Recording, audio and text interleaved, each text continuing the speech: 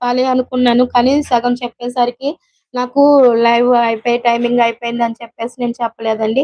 So, చాలామంది ఇప్పుడైతే కనుక అబ్బాయిలు కానీ, అమ్మాయిలు గానీ సాఫ్ట్‌వేర్ జాబ్స్ చేస్తున్నారు. సాఫ్ట్‌వేర్ జాబ్ చేస్తున్న చాలామంది అమ్మాయిలు గానీ, అబ్బాయిలు గానీ మ్యారేజెస్ అయ్యాక చాలామంది ఇప్పుడు చాలా డాక్టర్స్ చెప్తున్న విషయం ఏంటంటే మ్యారేజ్ అయ్యాక పిల్లలు పుట్టట్లేదు. చాలా చాలా ఇబ్బంది పడుతున్నారనమాట. ఆహ్, కనీసం హాస్పిటల్స్‌కి వెళ్లి చూపించుకోవాలన్నది కూడా ఉండట్లేదు వాళ్ళకి. పిల్లలుంటే ఏంటి, పిల్లలు లేకపోతే ఏంటి అన్నది కూడా వాళ్ళు పట్టించుకోవట్లేదు. మనం లైఫ్ ఎళ్ళిపోతుందా లేదా అని మాత్రమే చూసుకుంటున్నారు. సో, ఏంటంటే అంటే ఇంక జాబు అన్న దాంట్లో పడిపోయి పిల్ పిల్లలు పుడట్లేదు. మనకి నెక్స్ట్ జనరేషను లేదు.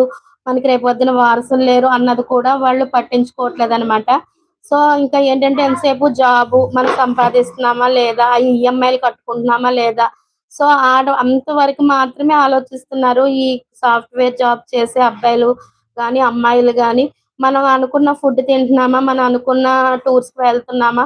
మనం అనుకున్నట్టుగా హ్యాపీగా ఎంజాయ్ చేస్తున్నామా అని మాత్రమే చూసుకుంటున్నారు. సో, అందరూ అలా ఉంటారని నేను అనను గానీ, కొంతమందయితే మాత్రం ఆ టైప్‌లోనే ఉన్నారు. పిల్లలు లేకపోతే ఇబ్బందేంటి? ఇబ్బందేమీ లేదులే అని అనుకుంటున్నారు. సో, దానివల్ల ప్రాబ్లమ్ ఏంటి అన్నది ఇప్పుడు మనకు తెలీదండి. నెక్స్ట్ మనకు కొంచెం ఏజ్ అయిపోయాక, మనకి హెల్త్ ఇష్యూస్ వచ్చినప్పుడు, మన పక్కన మన వాళ్ళంటూ ఎవరు లేనప్పుడు మాత్రమే తెలుస్తది ఆ బాధేంటన్నది.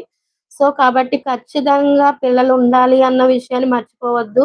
ఎందుకంటే ఇప్పుడు సాఫ్ట్‌వేర్ జాబ్స్ చేసేవాళ్ళకి ఒక్కొక్కళ్ళకి ప్యాకేజెస్ అమౌంట్ ఎక్కువగానే జీతాలొస్తున్నప్పుడు, వైఫ్‌ని కొన్ని రోజులు తనని ఒక మదర్‌గా అవ్వడానికి తనకి సానుకూలమైన పరిస్థితులు కల్పించాల్సిన బాధ్యత అయితే ఎవరికుంటది? భర్తకే ఉంటుంది కదా!